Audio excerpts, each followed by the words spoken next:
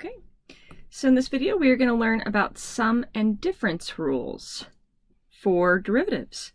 So if f of x and g of x are both differentiable functions, this is delightful.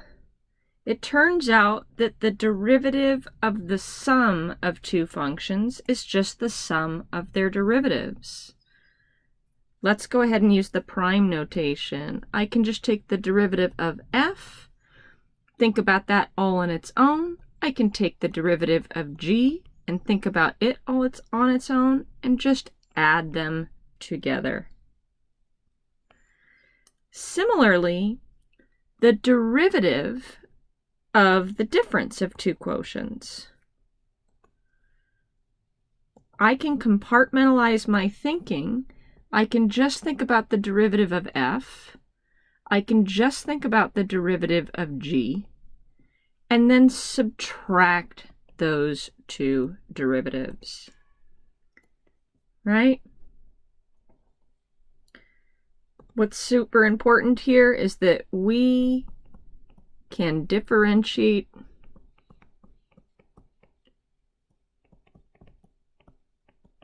term by term.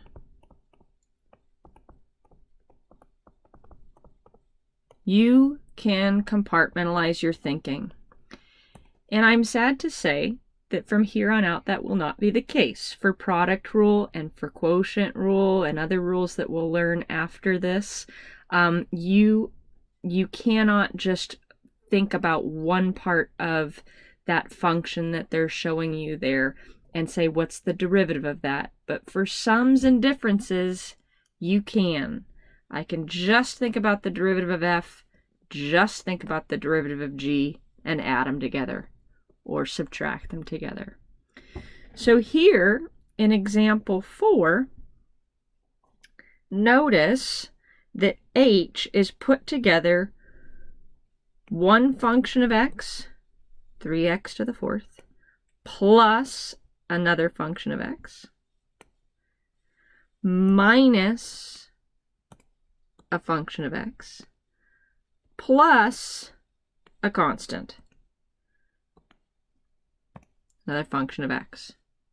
Okay, so I can just think about the derivative of 3x to the fourth, then just think about the derivative of x divided by 2, then just think about the derivative of 3x squared, and then just think about the derivative of e to the 11th and stitch it all together.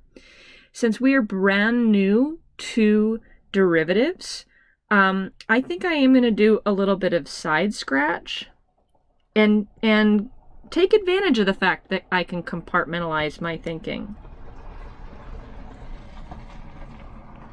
With practice, you probably won't do this. So here's my function.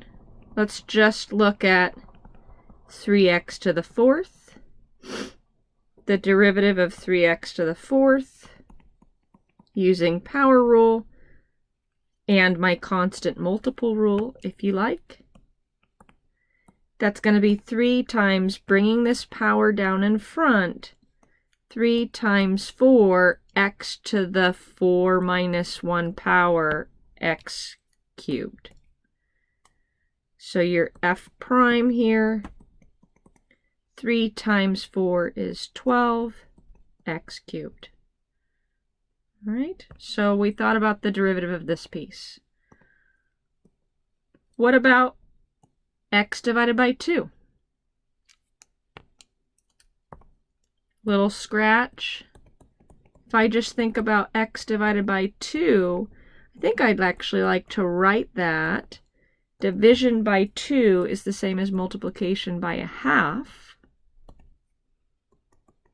Didn't do any calculus there, just a little bit of algebra to see that, oh, I'm taking the derivative of a constant times a function of x. And what is the derivative of a half x? It's just a half. The slope of the line y equals 1/2 x is a half. If you were on a little bit of autopilot and you were doing power rule, that's okay. We'd have 1 times x to the 1 minus 1, which is x to the 0, which is 1. We'd have a half times 1 times 1. Oh yeah, the derivative is just a half. Slope of the line y equals 1/2 x is a half. Okay. What about, and I think I can fit this all on here. Let's just inch over.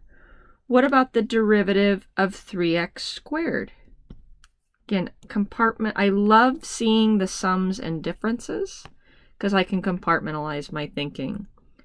All too often in math, the things that we write big, those nouns, dominate our visual field, and we're like, what can I do with that yucky looking thing? And we really need to slow down and say, how are these functions put together? And in this case, they're put together with addition and subtraction. Yay, I can just differentiate term by term. If my function is 3 over x squared and I'm wanting to get ready to take a derivative, I'm going to do a little bit of algebra first and write that as 3 times x to the negative 2 power.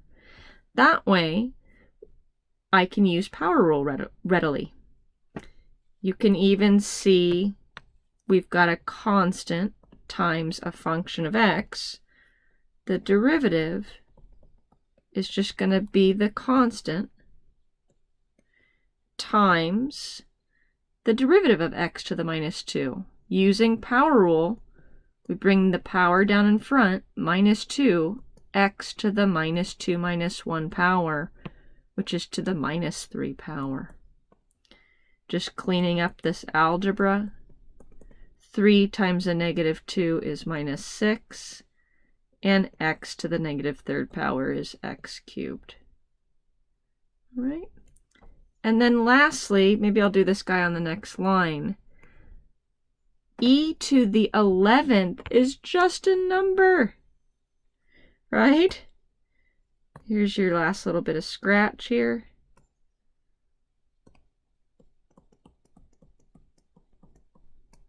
E to the 11th is just a number.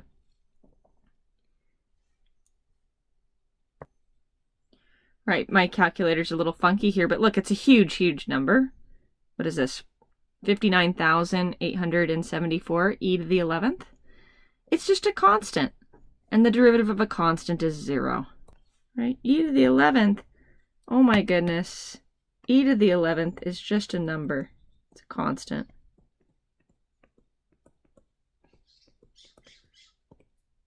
The derivative of a constant. Oops, I'm writing a 0 because I'm thinking 0. The derivative of a constant is just 0.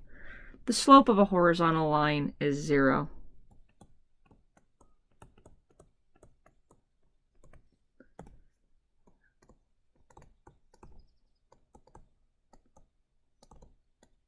Y is e to the 11th is 0. Slope is 0. Okay. So there's our little bit of scratch work. And again, with practice, you will probably just jump in, but we're brand new to this. So now I'm ready to stitch it together. The derivative of h is the derivative of 3x to the 4th,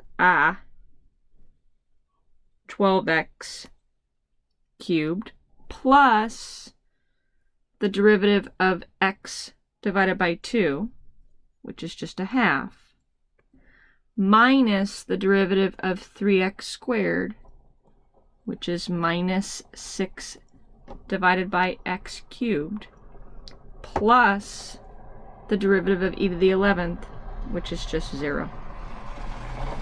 Okay. So putting this all together,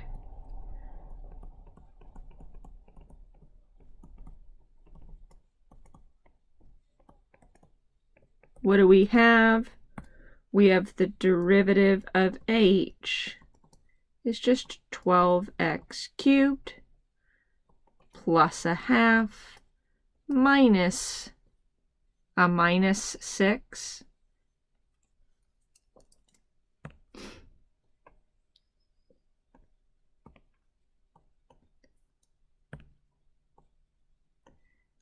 Right, minus a minus 6 divided by x cubed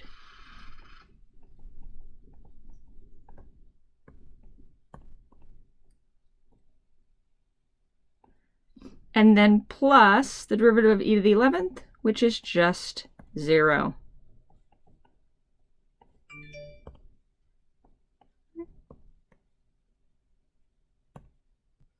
Okay. Right, and done. H prime is 12x cubed plus a half minus a minus plus 6 over x cubed, and done. So we love seeing addition and subtraction because we can compartmentalize our thinking.